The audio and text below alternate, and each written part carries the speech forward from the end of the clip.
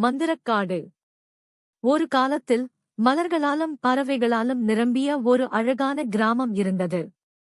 அந்த கிராமத்தின் அருகே ஒரு பெரிய காடு இருந்தது. அந்த காட்டிற்கு யாரும் செல்ல மாட்டார்கள், ஏனெனில் அங்கு ஒரு மந்திர விலங்கு வாழ்கிறது என்று அனைவரும் நம்பினார்கள். அந்த கிராமத்தில் மீனா என்ற நல்ல மனமுள்ள சிறுமி இருந்தாள். அவள் எப்போதும் பிறருக்கு உதவி செய்வாள். ஒரு நாள் அவள் காட்டிற்குள் செல்ல வேண்டிய நிலை வந்தது, ஏனெனில் அவளுடைய தாய் மிகவும் நோய்வாய்ப்பட்டிருந்தாள்.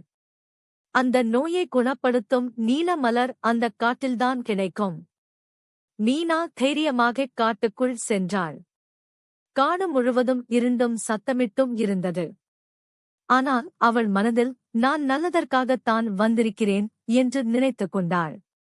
திடீரென அவள் முன்பு ஒரு பெரிய மந்திர மான் தோன்றியது. அது பேசத் தொடங்கியது.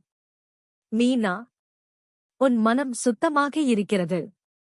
உன் தாயை காப்பாற்ற அந்த நீல மலரை நான் உனக்கு காட்டுகிறேன். மான் அவளை வழிநடத்தி அந்த மந்திர மலரை தருகிறது. மீனா மகிழ்ச்சியுடன் மலரை எடுத்து வீட்டிற்கு வந்தாள். மலரை வைத்தவுடன் அவளது தாய் குணமடைந்தார். அந்த நாள் முதல் அந்த கிராம மக்கள் அந்தக் காடை பயப்படாமல் மரியாதையுடன் அணுகினர். மீனாவையும். Thanks for watching. Please like and subscribe my channel.